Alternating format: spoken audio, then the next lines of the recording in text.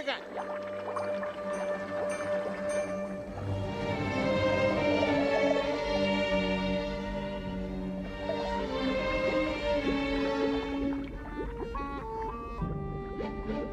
சீக்கிரமா வீட்டுக்கு போ இளவரசி.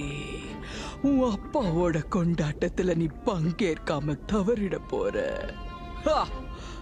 எதுக்காக இந்த கொண்டாட்டம்? எல்லாம் சும்மா. நான் அரண்மனையில வாழ்ந்த காலத்துல கொண்டாட்டம்னா அற்புதமான உணவை பரிமாறிக்கிறது தான் பண்பாடு. ஆனா இப்போ என் நிலைமை பாரு. எதுக்கும் பிரயோஜனம் இல்லாத ஒரு ஜடமா இருக்கேன். அந்த மகாராஜா ட்ரைட்டன் என்ன நாடு கடத்தி நாடோடி ஆலைய வச்சுட்டான். ஆனா அவனோட பெண்களும் சந்தோஷமா இருக்காங்களா? கூடிய சீக்கிரமே குடும்பத்தோட கொண்டாடுற வாய்ப்பை நான் அவங்களுக்கு கொடுக்கறேன். அந்த ட்ரைட்டனுடைய செல்ல மகளான இந்த இளவரசிய நீங்க கவனமா கண்காணிக்கணும். அந்த ட்ரைட்டனுடைய அழிவுக்கு அவன் பொண்ணே ஒரு தூண்டல்.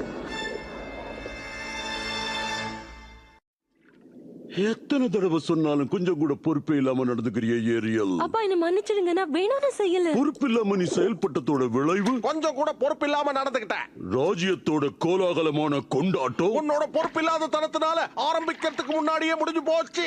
இன்னைக்கு நடக்க இருந்த இசை கச்சேரி என் வாழ்க்கையிலேயே முக்கியமான அரங்கேற்றமா இருந்திருக்கும். ஆனா உன்னோட இந்த செயல்னால என் கனவும் போச்சு, ராஜ்யத்தோட மரியாதையும் போச்சு. ஆனா அதுல இவ தப்பு எதுவும் இல்ல. முதல்ல எங்களை ஒரு சுறா மீன் துரத்துச்சு. ஆமா, அதான் நடந்தது. நாங்க தப்பிக்க முயற்சி பண்ணோம். ஆனா அந்த சுறா அப்படின்னு துரத்துச்சு. ஒரு வழியா நாங்க தப்பிச்சோம். அப்புறம் சீகளை சந்திச்சோம். அது இந்த பொருள் என்னது, அந்த பொருள் என்னது. சீகளா? என்ன?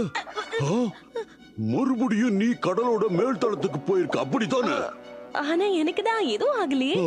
ஏரியல், எத்தனை தடவை சொன்னாலும் ஏன் உனக்கு புரிய மாட்டேங்குதுன்னு தெரியல. காட்டு மிராண்டித்தனம் மட்டுமே குணமா இருக்கிற அந்த மனிதர்கள் உன்னை பார்த்திருந்தாங்கன்னா என்ன ஆயிருக்கும்? மனிதர்கள் காட்டு மிராண்டிகள் இல்ல, அவங்க ஆபத்தானவங்க. என்னோட செல்ல மகள் மனிதர்களோட வலையில மாட்டிக்க கூடாதுன்னு நான் நினைக்கிறது தப்பா? நான் ஒண்ணு சின்ன குழந்தை இல்ல.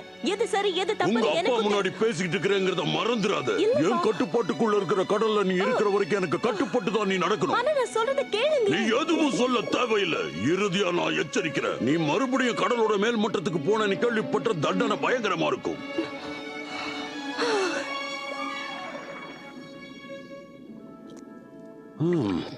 இந்த காலத்து பசங்க எல்லாம் தெரிஞ்ச மாதிரி ஒரு நடப்பு. கொஞ்சம் இடம் கொடுத்தா தலைக்கு மேல ஏறி உட்கார்ந்துருவாங்க. செபாஸ்டியன், நான் என் பொண்ணு கிட்ட ரொம்ப கோபமா பேசிட்டேனா? இல்ல மகாராஜா, அவளையே இதுவே ஏரியல் ஏன் மகளா இருந்திருந்தா நான் இன்னும் கடுமையா நடந்துகிட்டு இருந்திருப்பேன். சொல் பேச்சு கேட்காம கடலோட மேல் தளத்துக்கு போனது எவ்வளவு பெரிய தப்புன்னு அவளுக்கு உணர்த்தி இருப்பேன். அது மட்டும் இல்ல, அவளை என் கட்டுப்பாட்டுக்குள்ள வச்சிருப்பேன். நீ சொல்றது 100% உண்மை செபாஸ்டியன். அதான் எனக்கு தெரியுமே. ஏரியல்ல யாராவது கண்காணிக்கணும். அவ கூடவே இருந்து அவளை கவனிச்சுக்கணும். அவளை பிரச்சனையில இருந்து காப்பாத்தணும். அதுக்கு நான் செய்யறதுக்கு சரியான ஆளு நீதான்.